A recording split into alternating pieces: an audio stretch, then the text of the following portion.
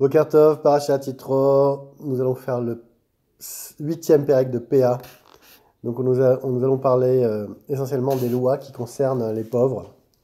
Alors, première Mishnah, Matai, Koladam, Matrin, Mutarin Baleket, Meshe Yelchou, Ane Mushot. Alors, on va essayer de déterminer à partir de quand on estime que tous les pauvres ont pris ce qu'ils devaient prendre et que donc en réalité n'importe qui pourrait prendre les produits qui ont été oubliés ou la shikha, donc tout ce qui a été oublié pendant la moisson. À partir du moment où les nemushot, ça veut dire les petits vieux qui viennent avec des cannes et qui marchent à tâtons et qui en général sont ils ratissent tout, quoi. Ils laissent plus rien sur le terrain. À partir de ce moment-là, tout ce qui reste appartient à tout le monde. Ça veut dire qu'en réalité, il ne reste plus grand-chose, parce que ce sont des gens qui font des fouilles minutieuses. Et donc, les autres pauvres désespèrent de trouver le moindre épi. Quand ces petits vieux passent sur un terrain, ils ne laissent plus rien. Donc, à partir de ce moment-là, les gerbes qui sont tombées, donc les léquettes qui sont tombées lors de la moisson, ou les shichas, ou alors les produits laissés dans la PA, peuvent appartenir à tout le monde. Tout le monde a le droit d'en prendre. Donc, Boubé Peret. Alors, donc, le Peret, ce sont des petites grappes qui ont été oubliées. Ou il y a aussi les olélot, c'est celles qui sont qui sont pas encore complètement formées. Donc Peret ve olélot. Donc à partir de quand? Michelchou anim bekerem ve yavou. Alors c'est à partir du moment où les pauvres sont venus déjà 2 fois. Ils sont venus une seconde fois dans la vigne pour y chercher à nouveau ce qui revient. Donc ça veut dire qu'après ça, une fois qu'ils sont venus une deuxième fois, ça y est, tout le monde, ça appartient à tout le monde, puisque les pauvres sont déjà passés 2 fois, et donc normalement ils ont pris ce qu'ils devaient prendre, donc n'importe qui pourra en disposer. Maintenant, on va voir ça pour les étimes, pour les olives, mi chez Tered Arevia Shnia. À partir du moment où les deuxièmes pluies, donc les pluies tardives, qui sont en général en automne et qui tombent à peu près vers le 23 Cheshvan, à partir de ce moment-là, on peut, tout ce qui reste des olives, peuvent appartenir à tout le monde. Alors, Amar Rabbi Yehuda, Ve'alo yesh shenan mosikin et azetim, et là, les achar, revi yashnia. Et pourtant, il y a des gens qui laissent leurs olives et ils ne les coupent, ils ne font que la moisson de leurs olives que après cette date. Et là, Kede Sheye Ani, Yotse Velo Ye Mevi, Be'arba Isarot. Alors, donc Rabbi nous a dit, mais il y a des gens qui dépassent cette date. Ils retardent cette date. Et alors, à ce moment-là, les pauvres, eux-mêmes n'y ont pas encore renoncé. C'est qu'ils attendent avec impatience que le Balabaït termine. Mais en vérité, affirme Rabbi Yehuda, chacun n'est autorisé à prendre les olives que si le pauvre en récupère en un jour moins que la contre-valeur de 4 issars. Donc 4 issars, c'est une valeur de... Issar, c'est une pièce, lui permettant d'acheter de la nourriture pour lui et sa famille. Alors dès lors, il ne reviendra plus dans cette oliveraie. Donc à partir de ce chiour de 4 issars, et quand il a pris cette dose-là, le pauvre ne reviendra pas. Donc à partir de là, c'est là que les fruits appartiendront, les olives appartiendront à tout le monde. Alors, Neymanim à la leket, ve à la shicha, ve à la pea, beshatan. Donc les pauvres, s'ils ont des gerbes entre les mains, ou de shicha, ou de pea, ou de leket, alors, si le pauvre va les vendre, on va le croire que il a déjà prélevé la dîme. Pourquoi? Parce qu'en réalité, en général, ces choses-là sont dispensées de maaser. Ve'al maserani ve'chol shnato ou ben levi ne'eman leolam ve'eno ne'mani mela al davar be'shebne adam noagin ken. Donc pour la dîme des pauvres, ils sont dignes de foi tout au long de la 3e et la 6e année. Il faut savoir que maserani était donné la 3e et la 6e année, et donc on va les croire.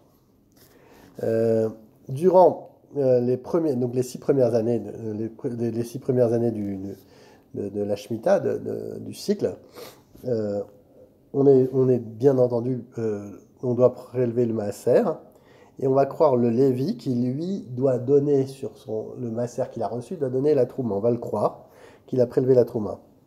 Par contre, on ne va pas croire un simple Israélite ignorant qui déclare avoir prélevé la dîme. Ceux qui affirment avoir reçu tel ou tel produit au titre de la dîme des pauvres ne sont crédibles que s'il s'agit d'une nourriture sur laquelle on a l'habitude d'effectuer ce prélèvement. Mishnah Gimel. Nemanim ala chitin.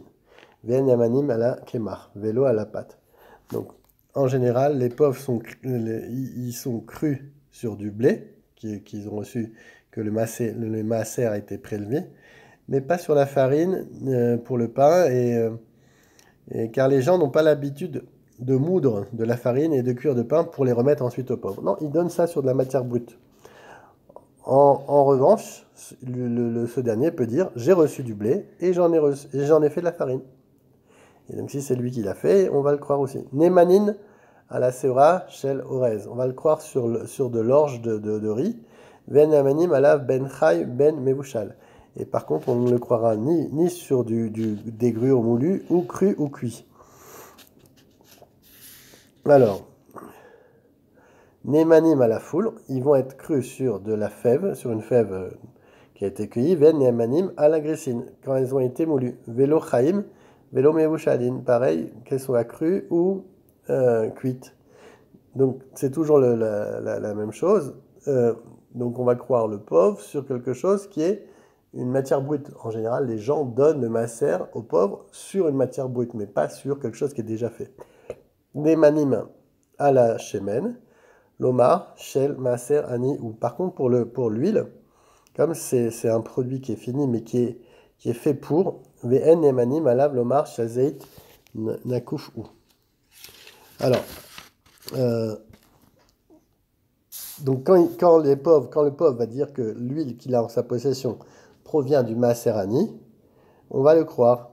En revanche, on ne va pas les croire s'ils prétendent que cette huile a été fabriquée avec les quelques olives qui sont restées en haut de l'arbre après qu'on a secoué ou battu pour en faire tomber les fruits, car on n'a pas l'habitude de faire de l'huile avec si peu d'olives. Donc comme il en reste très peu en haut de l'arbre, on ne va pas les croire sur ces olives qui sont restées là-haut. Nemanim ala yerek chay, venamanim ala mevushal. On croit les pauvres donc sur des légumes crus, mais par contre pas sur les mevushal, donc c'est la même chose.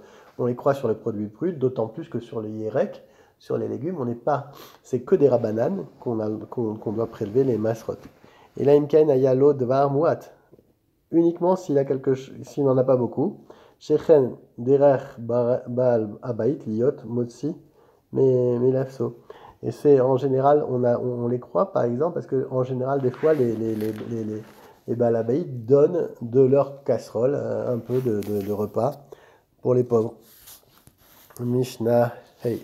En pratin lanim begoren mechatsikav chitin vekav seurin. Donc on ne doit pas donner, quand on donne à un pauvre, moins qu'une quantité de chatsikav vekav seurin. Alors, c'est-à-dire, on va dire, c'est de quoi pouvoir se rassasier.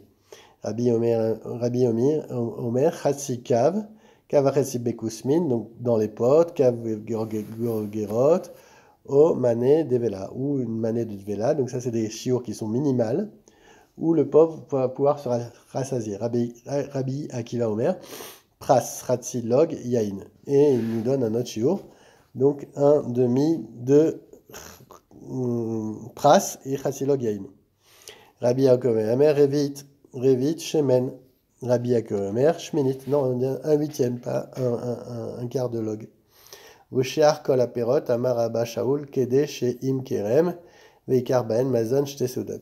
Et toutes les autres fruits, on lui donne la quantité minimale de telle manière à ce qu'il puisse les vendre et qu'il puisse faire 2 seudas avec.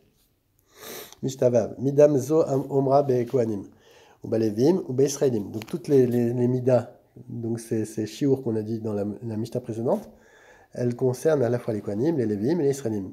Aya matzil notel mechetza ve noten mechetza. Aya lod davar muat noten nefneem ven mechalkin beneem. Donc,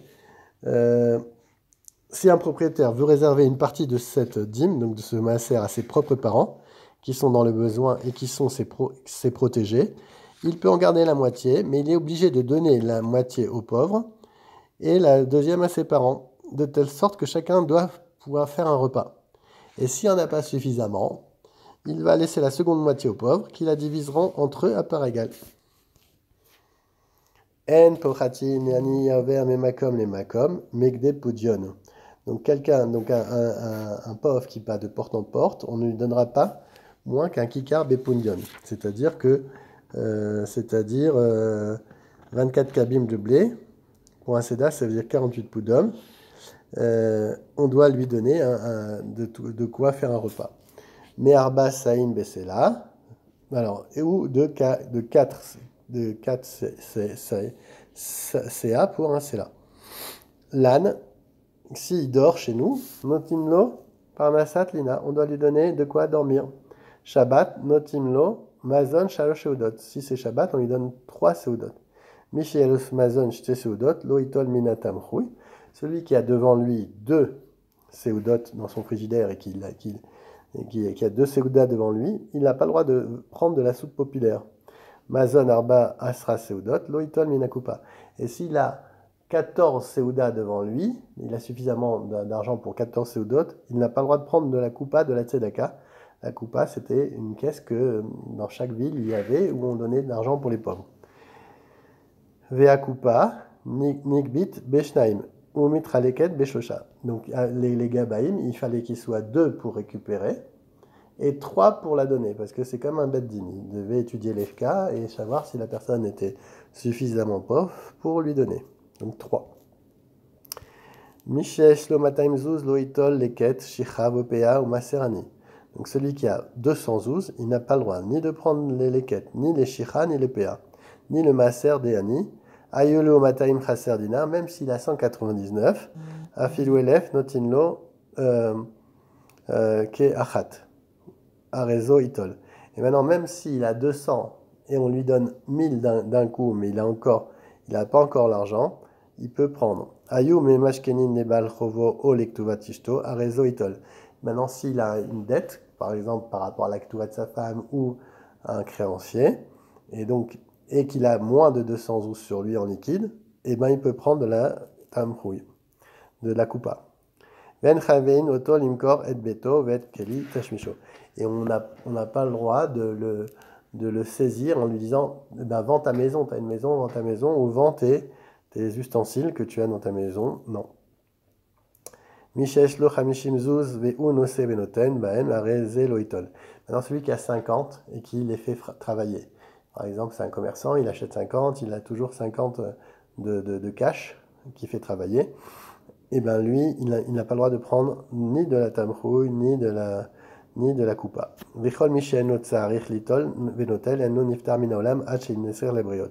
Et tout celui qui ne doit pas prendre et qui prend quand même, il ne quittera pas ce monde avant qu'il en aura vraiment besoin, qu'il va devenir vraiment pauvre. Et tout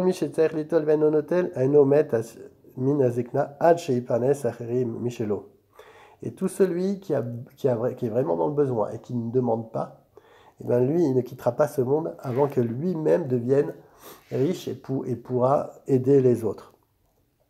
Et l'Écriture nous dit dans Yermia, Baruch hagever asher miftach bo bashem. Soit béni celui qui est fort, donc qui se retient, qui ne demande pas, et qui a confiance en Dieu, qui met toute sa confiance en Dieu. Ve'aya Adonai miftach. Et Hashem, il il l'assurera. Vechen dayan shedin limet lamito, vechol mishano lo chiger. Et même un dayan qui va rester droit et qui, malgré toutes les circonstances, restera dans les mètres. Et kol mi she'eno chiger, lo suma velo pisear, veose esmoke echad mehem.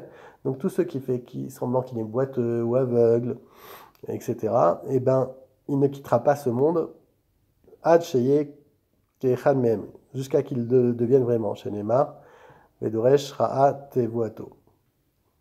Tzedek, tzedek, tikdof. Il y a marqué 2 fois tzedek, tzedek, tirdof.